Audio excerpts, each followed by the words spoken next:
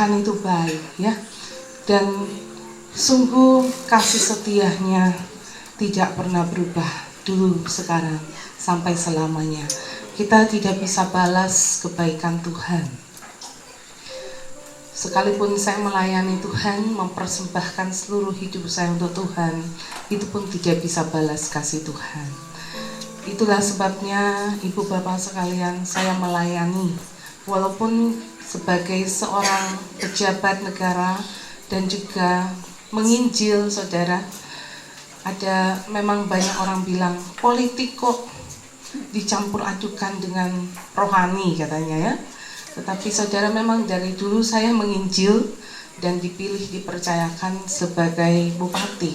Sebelum bupati, Tuhan percayakan saya ada di DPRD Provinsi Sulawesi Utara. Jadi saya pikir bahwa Daniel juga Tuhan pakai dalam bidang pemerintahan, Esther dipakai dalam bidang pemerintahan, Yusuf juga ya dipakai dalam pemerintahan. Dan sekalipun banyak sekali tantangan ya, tapi saya menyediakan hidup saya untuk destiny Tuhan. Apa yang Tuhan mau dalam hidup saya luaskan, Tuhan bekerja sepenuhnya ya. Dan saya bersyukur sekali saudara, di Minahasa Tenggara memang iklim politiknya, apalagi kabupaten yang baru, dan saya seorang wanita ya, itu bukan hal yang mudah ya. Maka pikir ini perempuan, kesempatan, kita takut-takutin saja sedikit pasti dia takut, sudah mengundurkan diri dia ya. Tapi saudara yang saya kasih dalam Tuhan, karena Yesus saya bisa tetap masih menjabat. Karena Yesus saudara ya, saya masih hidup sampai hari ini. Pastor Tibi bilang sudah berapa kali hampir meninggal ya. Saya juga ini hidupnya sudah berapa kali operasi saudara ya. Tapi saya bersyukur sama Tuhan, kalau saya masih hidup, saya pakai semua itu untuk kemuliaan nama Tuhan ya. Saudara yang saya kasih dalam Tuhan Yesus, semenjak Tuhan memproses suami saya ya, memang kami ikut terlibat dalam penginjilan ya, tapi suami saya sebagai seorang bupati di Kabupaten Talaut, suatu kali dia didorong untuk ikut maju dalam kompetisi pemilihan gubernur Sulawesi Utara. Dan memang pada waktu sudah dekat-dekat pemilihan gubernur, suami saya, saudaraku, pada saat debat kandidat ya, debat kandidat, survei Bapak sudah sangat tinggi ya, kemudian tiba-tiba Bapak ditahan. Dan saya tidak perlu salahkan siapapun, tapi saya hanya bisa bersyukur dalam segala hal, sebab saya tahu bahwa tidak ada satupun yang terjadi tanpa seizin Tuhan ya. Dan kalau Tuhan mau proses suami saya, memurnikan dia, sekalipun saya tidak tega, tetapi saya mengalir bersama Tuhan. Keselamatan jauh lebih penting daripada jabatan ya. Dan saya bisa lihat suami saya diubahkan Tuhan. Dia bisa buat 42 lagu di dalam rumah tahanan ya. Bahkan saudaraku, di rumah tahanan dia membuat banyak kegiatan sehingga orang-orang yang ada di dalam itu merasa sangat diberkati ya. Dia buat lomba tangkap tikus. Waktu dia baru mau masuk, tikus banyak sekali saudara, di mana-mana tikus. Dan dia buat lomba tangkap tikus, 1 ekor 1.000 apa 1.500 rupiah. Tidak ada yang mau bergerak untuk tangkap, tidak ada yang mau bergerak untuk tangkap tikus ya. Mereka anggap masih murah, jadi dinaikkan jadi 2.500 1 ekor. Baru semua berebutan tangkap tikus, di sel-sel, bunga-bunga, semua cari tikus saudaraku ya. Dan muncullah ratusan tumpukan tikus di depan. Suami saya sampai kaget, wah berapa duit ini yang mau keluar ya. Tapi itulah saudara, kehadirannya mengubah tempat yang mulanya mengerikan ya. Tapi kami doa biar suasana surga turun di tempat itu. 1 tahun kami doakan tempat itu. Saya hanya bisa ketemu suami dari lantai 2 di dekat pintu gerbang masuk, jauh ke dalam suami saya tinggal ya. Dan Dia tinggal di dekat gereja ya. Jadi setiap hari suami saya jadi kostor di gereja itu. Setiap hari dia main musik di gereja, saudara. Untuk hilangin stres, dia main musik, dia buat lagu, dan sesekali dia ajak lomba menghafal ayat Alkitab. Jadi satu ayat Alkitab 50.000. Dia pikir paling yang hafal juga cuma satu orang, paling hafalnya 1-2 ayat. Itu kan yang dia pikir. Tapi ketika lomba itu dilaksanakan di sal-sal, di mana saja saudara, ruangan wanita, ruangan pria, semua penuh dengan hafalan ayat saudara ya. Semua pada menghafal.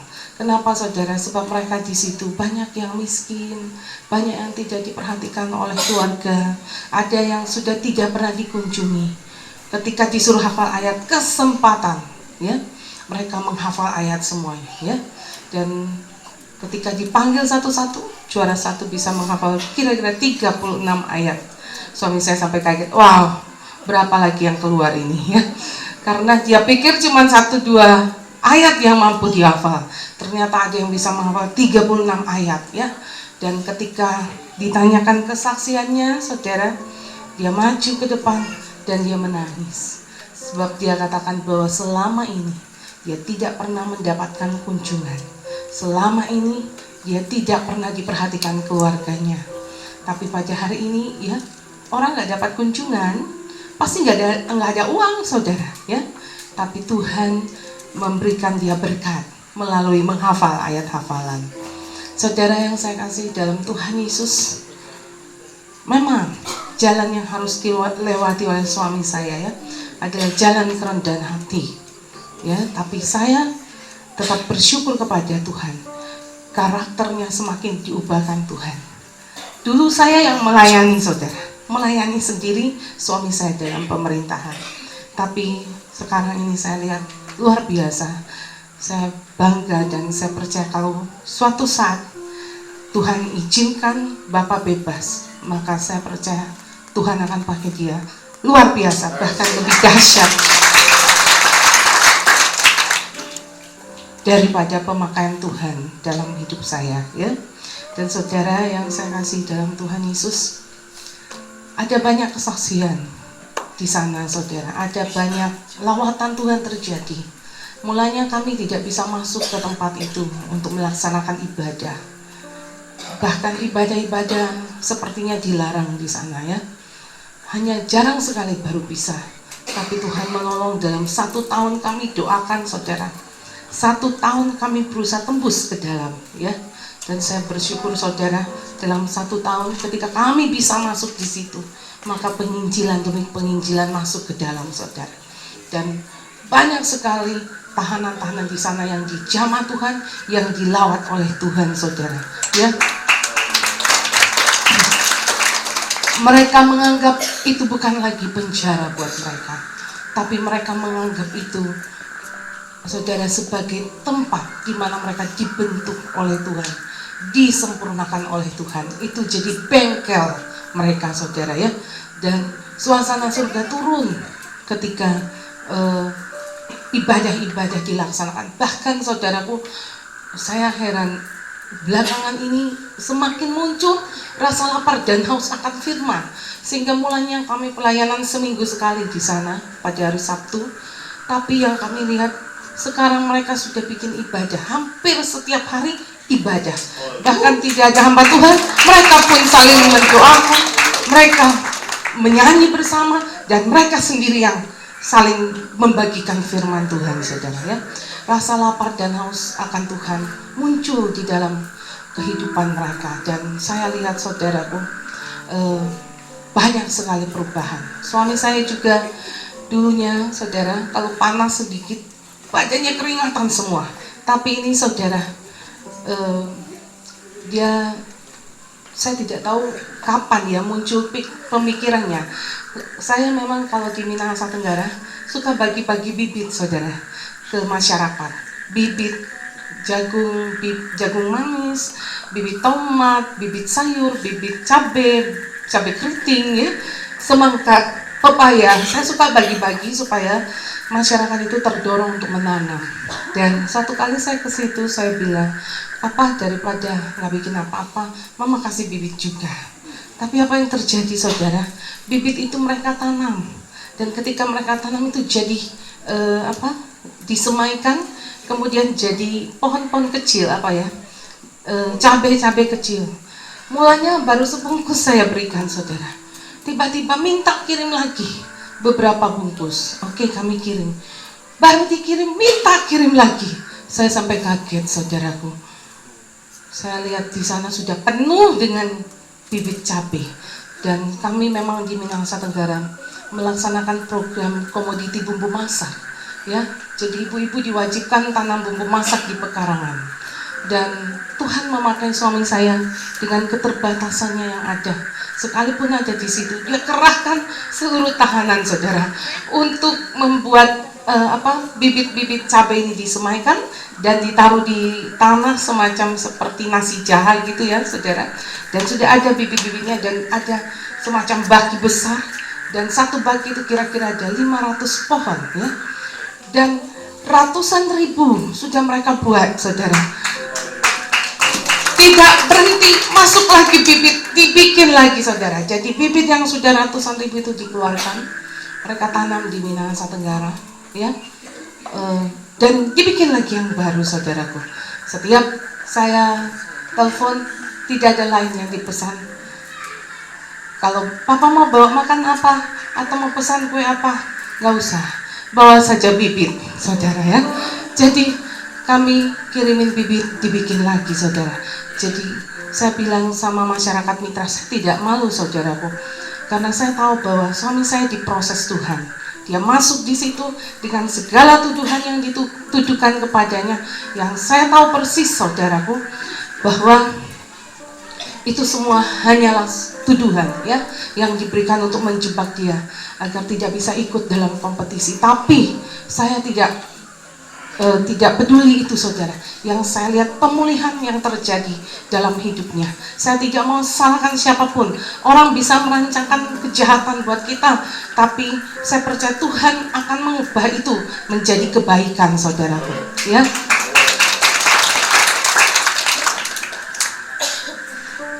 Dan saudara yang saya kasih dalam Tuhan, hal ini saya saksikan di Minahasa Tenggara. Saya sampaikan, banyak sekali masyarakat yang terharu, mereka menangis saudaraku ya, karena mereka juga begitu merindukan Bapak saudara untuk ada di sana. Bahkan walaupun di tengah kondisi sound system yang sederhana, Bapak berusaha membuat lagu itu, rekaman lagu direkam di alat perekam yang sangat kecil saudara ya.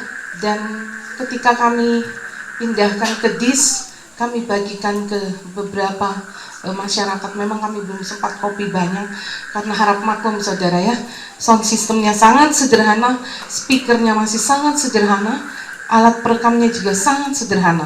Tapi saudara, ketika lagu itu diputar, banyak juga yang meneteskan air mata. Baru dengar lagunya sudah nangis saudara ya. Kenapa? Karena mereka diberkati melalui lagu itu. Mereka terharu di balik ketika mendengar lagu itu saudaraku ya. Dan puji Tuhan saudara, suami saya dulu kalau berdoa mesti baca buku saudara. Jadi setiap pagi dia akan bangun dan berdoa, tapi dia berdoa pakai buku saudara. Dia perkatakan doa-doa yang ada di buku itu saudaraku ya. Dan saya bilang, Papa, kapan waktunya ya Papa bisa berdoa sendiri? Ini dalam hati saya saudara. Tuhan, sampai kapan Papa bisa berdoa tanpa pakai buku, tapi lahir dari hatinya yang paling dalam? Dia bisa bicara dengan Tuhan. Dan saudara yang saya kasih, ketika proses ini terjadi saudara, sekarang ini Bapak bisa pimpin doa di depan begitu banyak warga Rutan ya, yang hadir di gereja, dan dia ditugaskan berdoa saudara. Dia pimpin doa begitu panjang dan lama saudara, sampai semua pada nangis. Dan saya heran, panjang dan lama itu tidak membuat mereka bosan, tapi mereka semua pada nangis saudara ya. Satu kali Bapak ulang tahun ya, Kami tidak membuatnya di mana karena Bapak ada di situ, jadi kami bikin pesta ulang tahun di situ. Saudara, saya pesan catering. Saya bilang gini sama tukang catering, minta maaf, kasih aja makanan yang sederhana karena mereka banyak. Karena saya tahu warga Rutan, saudara, kalau mereka makan biar sederhana pasti bagi mereka itu enak kan. Tapi luar biasa, tukang catering saya bilang gini, Ibu, ini menu yang terbaik yang saya berikan karena ini ulang tahun Bapak. Walaupun harga yang Ibu berikan harganya yang sederhana, tapi saya berikan yang terbaik. Jadi apa, saudaraku? Ketika catering itu dibuat, ada ibadah ulang tahun Bapak, barusan tanggal 28 Oktober, kita kasih makan orang-orang yang ada dalam penjara. Saudara, kalau kita kasih makan pejabat, habis makan mereka pulang. Bahkan mereka makan paling nasi sedikit karena mau diet, ya, takut kolesterol, takut ini, takut itu, sayur di ujung saja. Tapi kita kalau kasih makan orang Rutan, hebat sekali, saudara. Babi putar tinggi begini, saudara. Ya. Mereka makan dengan luar biasa dan itu tidak mereka lupakan. Beda kalau kita kasih makan pejabat atau ya kita bikin ulang tahun yang hadir teman-teman yang kaya-kaya, mereka makan, habis makan mereka sudah lupa, saudara. Tapi ketika kita kasih makan mereka yang ada dalam penjara, Matius 25 berkata, apa saja yang kamu lakukan kepada orang yang paling hina ini, engkau sedang melakukannya untuk aku. Dan saudaraku, kami merasa melayani Tuhan, ya, melalui proses kerendahan hati yang kami lewati, yang Tuhan izinkan kami jalani, kami lakukan dengan setia, saudara. Walau harus ke Rutan, saudara. Saya bupati, mula pertama ketika saya menginjakkan kaki saya di Rutan, hati saya itu seperti teriris. Tuhan, rasanya tidak mampu kami lewati itu. Tetapi saudara, sekarang ini kami bisa jalan, enjoy saja. Kami masuk dan keluar dari situ tanpa ada rasa terhina sedikit pun. Bahkan kalau saya ke Minahasa Tenggara, di Belang, di mana mereka melihat saya, mereka akan berteriak, ibu, ibu. Ya, saudara, ini sekarang di Rutan Malembeng di dalam penjara itu, kalau saya lewat, maka anak-anak di sana biar tato satu badan, saudara. Mereka berteriak, ibu, ibu. Seperti itu, saudara. Jadi, saya punya anak-anak di Talaut, saya punya anak-anak di Minahasa Tenggara. Saya juga punya anak-anak di Rutan Malembeng, saudara. Ya. Luar biasa, saudara. Dan kami layani itu dengan tekun. Saya punya seorang dokter gigi, pegawai yang ada di Mitra. Dia senang sekali bersihkan karang gigi. Dia jalan dengan mobil dan perlengkapannya, pergi ke satu SKPD, ke SKPD yang lain. Dia anak Tuhan juga, seorang ibu. Dia suka melayani dan dia bersihkan itu karang gigi. Bersihkan itu orang-orang punya karang gigi. Dia pergi lagi di puskesmas di mana dengan mobil jalannya itu. Dia bisa bersihkan karang gigi. Satu kali saya minta tolong dia untuk bersihkan karang gigi Bapak, ya.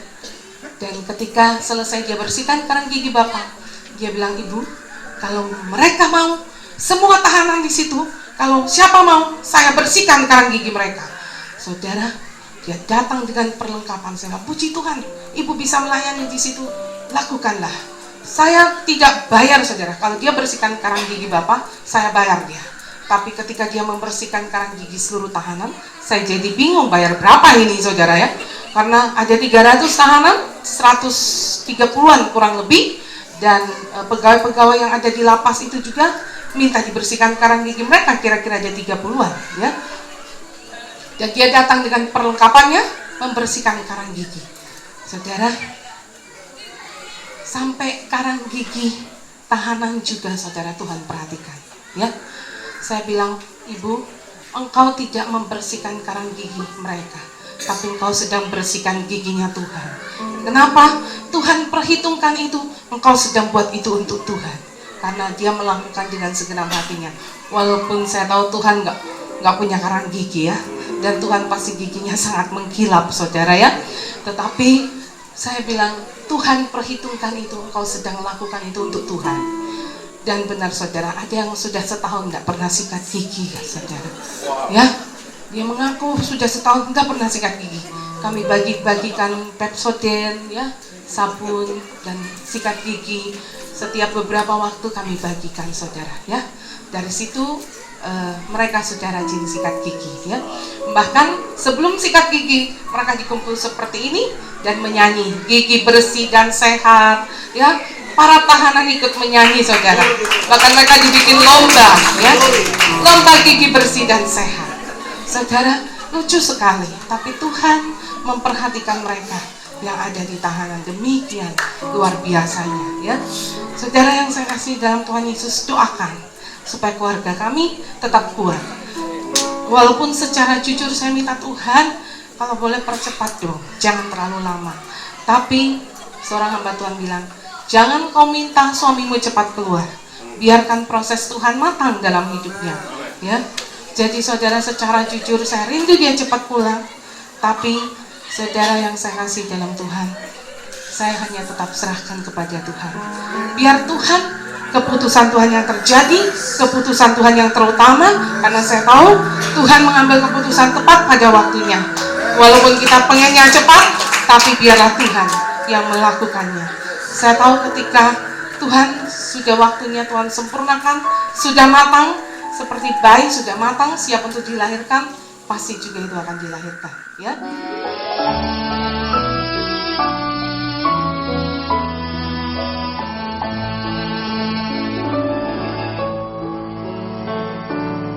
Silent night, holy night, all is calm, all is bright, round yon virgin mother and child. Holy infant, so tender and bright, sleep in heavenly peace, sleep in heavenly peace. Silent night, holy night, shepherds queen at the side, glory stream from heaven above. Heavenly hosts sing Alleluia. Christ the Savior is born. Christ the Savior is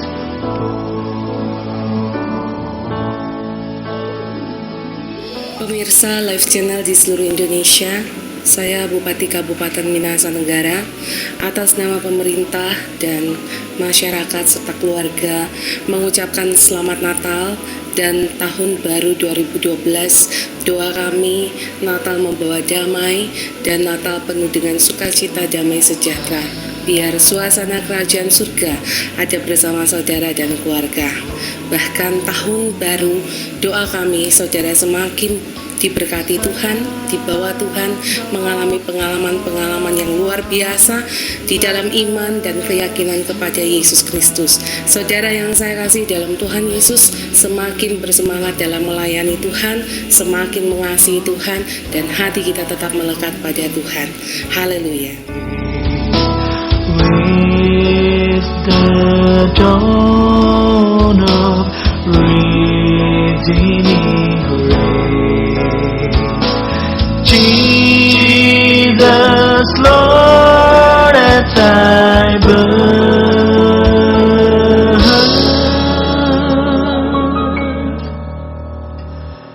Jesus,